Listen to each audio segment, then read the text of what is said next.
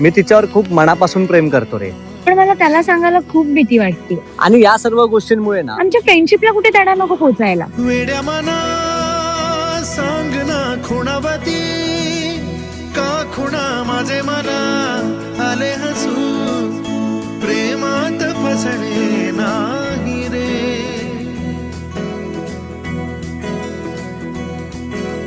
वेड्या मना सांग ना भावे खोळे का पुन्हा तुझ्या सवे सारे हवे प्रेमात फसणे नाही रे.